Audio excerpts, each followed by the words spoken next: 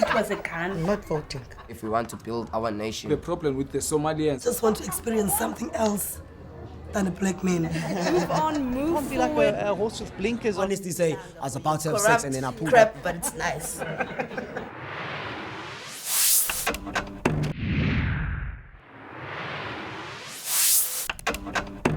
What does home mean to you? What does it mean to be safe in your home? What does it mean to be in the body of your home? To be in the community of your home? To be in a nation? To be on a continent? What does it mean to be African? And what does it mean to be a black woman in 2011 in South Africa? I walked this road so many times. I was broken inside. It was hard, it was dark, but somewhere in the distance there was light, a strength that pulls me forward. Hi, my name is Netemba Tole, and I'm 21 years old, and I'm a third-year psychology student. Hi, my name is Tapiwa. I'm a third-year student studying BCom. I am 23 years old. Hi, my name is Tulisa. I'm 21 years old, studying BCom Law, second year. Hi, my name is Anthea. I am 20 years old and I'm a third-year education student. Hi, I'm Sibongisi Westbeko. I'm 20 years old and I'm a second-year social work student. Hi, I'm Jolyn Phillips. I'm 21 years old and I'm an English honors student. Hi, my name is Nelly Somahlangabeza.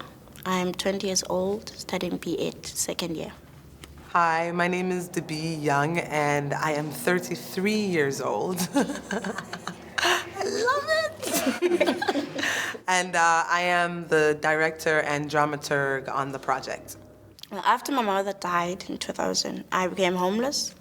My family members, they argued about taking care of me. No one wanted to take me home and give me a home. So basically, it was tough for me to hear the things that they said about me and my mom, that she should have built me a home instead of leaving Gauteng and coming to Cape Town and live in a family house. For me, the idea of home has always been, I don't know, rather sketchy, because growing up, like in the piece I wrote, it was a personal piece. I never grew up in one place. Nelisa made reference to a family home earlier on. There was a family home in our family, but then when that was taken away, I ended up living with my family, but in other people's houses, or in other people's rooms. So I never really thought of home like that, as in the place, a building with four walls, a four-walled room. And then I thought I didn't. And then when I came here, when we started this play, we started it this year, this whole process has made me realize that home isn't just this four-walled thing, this place that you sleep. This play made me go way back. Way back since I was 7 and stuff. And trying to accept myself, I would say. Trying to accept my body and all, and creating a home within my body. And yeah, that's what it's all about. I lost a brother when I was about 12, and it had a huge effect on my family and how they started living, and I felt unloved and pushed to the side. And when I was writing this thing, I went through a process where I had the opportunity to have a conversation, have a moment with my brother. I understand now that the reason death has a very huge effect on everybody's homes. It doesn't matter, it's a universal thing. And for me, I realize now that my mom wasn't pushing me aside, but it's because I looked so much like him. I was a reminder. And so I think it gave me closure, and it gave me, I had the opportunity to have a fictional conversation with my family and making peace with that. For me, home was like my family. It's the only home I could think about. Then I went deep into it and I thought, okay, it's what do I get within my family? I get comfort, I get peace of mind and all of that, But then I realized that all of this, like all my life, I didn't really have all of this. And because of one thing, because of language, I couldn't fit into like any conversations. Like I would try to fit in with the white kids at school, but I wouldn't really fit in. And with the black kids in my community, wouldn't really fit in because I was the Model C type. So it's always been a struggle for me, trying to figure myself out. Who am I? Where am I going? What's the point of me knowing all of these languages when I don't fit in, So then I realized that, no, man, like language, what is language? Language, our own language has been colonized, whose language is it? Who made it, So then that's why I wrote my piece. It's like finding a new language which everyone can communicate in, where everyone can talk peacefully, can have when everyone can relate to the same language. I had it a little bit easier, but then I think I just came across it to tell the stories of those women who are still back at home and who are suffering the way they're suffering, from the women in Congo to the women in Somalia who had to walk all the way from the Horn of Africa to Cape Town, finding peace, and trying to, and it's always a search for home, every time they're just looking for somewhere where they feel liberated, Oftentimes when we're trying to discuss issues around inequity, then what becomes the focal point is like you see the issue through the lens of the person who's oppressing, right? Exactly. So always at the center, when we're trying to fix things, is the oppressive, whatever we consider to be oppressive. Which I think we've got to switch that. It's like you've got to talk about your life through your own lenses. Like when I look at my face, I don't look at my face through whiteness. Like I don't look at my face and say, oh, look at you, black woman, your nose is not straight. I don't do that. I look at my face through my own lens, which is this is the shape of my nose and my lips, and this is my skin. And I look at myself from my own eyes. So it's crucial that like if we're dialoguing about safety and home, that we do that from the eyes of our own experiences, as opposed to the lenses of the outside, what we perceive to be the better thing, the good thing, the thing to aspire to. And I think you did that naturally. Like what is at the center is your own experience, as opposed to some idea of the experience. August, the month that marks the struggles of women. The month that marks the victory of women. Little did I know that August will be the beginning of my struggles. August was 6 months after I turned 19, and my first year at varsity studying social work. On this particular day, I arrived home to be told by my parents that we'd be leaving soon to go to someone in Khayelitsha. We arrived in this neighborhood only to discover that we were lost. We found this person and they gave us the exact location. As I got out of the air, I breathed in the township air and looked at the two Hokies staring at us. In our family, Christmas Day always meant eating until your own skin became an uncomfortable, clingy layer hugging to your body. And I was even more excited when I heard my uncle was coming, because every year he would bring us Barbie dolls, 99-cent Barbie dolls. But only this time, my uncle didn't bring with him the gifts that brought smiles to our faces. Instead, he brought with him the most painful gift.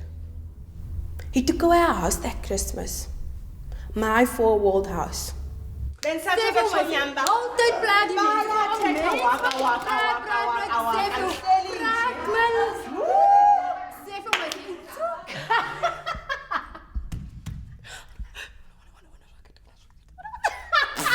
I look at them, having colorful conversations in my supposed mother tongue, isiXhosa.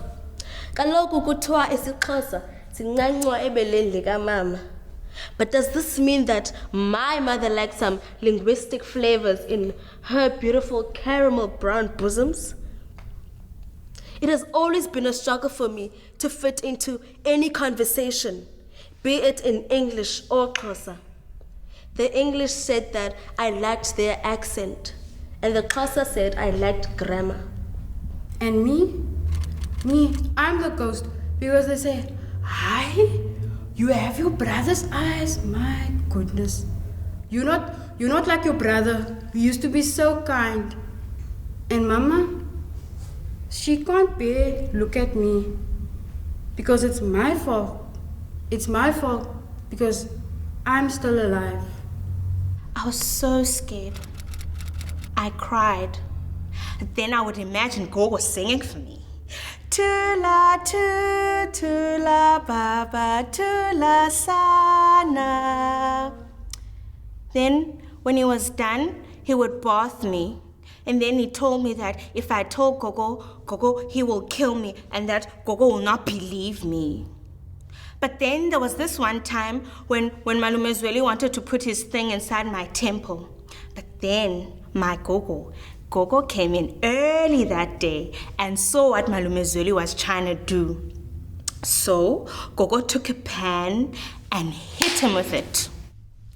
Now I know that I have strength beyond measure to build myself a home.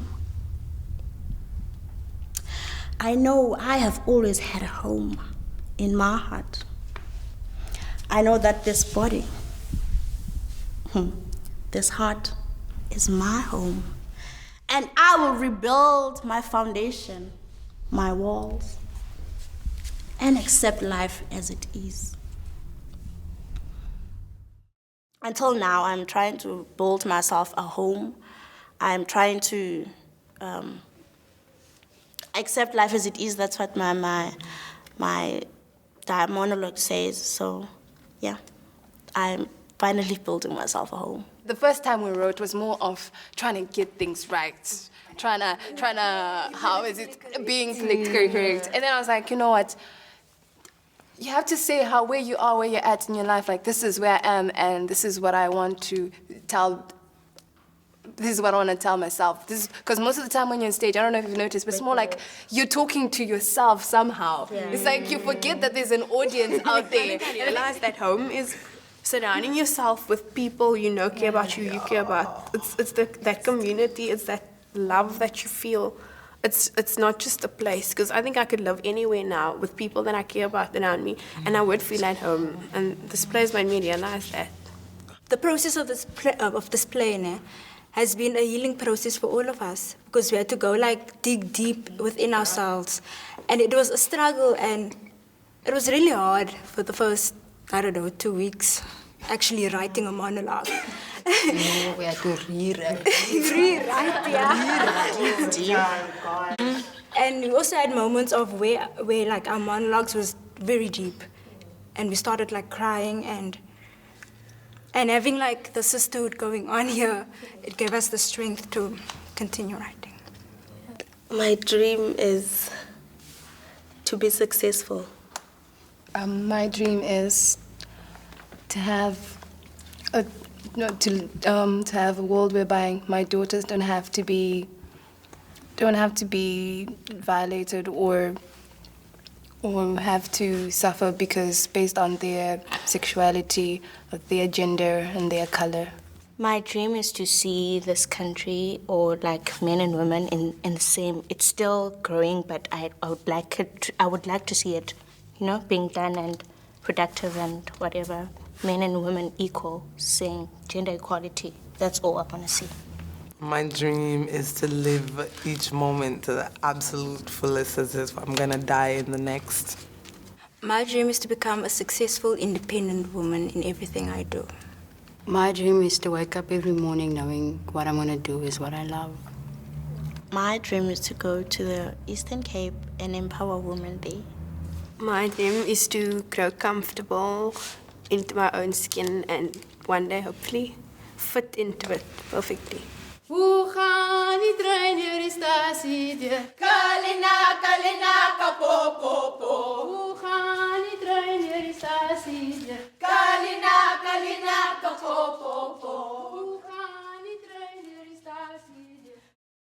Street Talk hier op CTV elke donderdag aand 7 uur.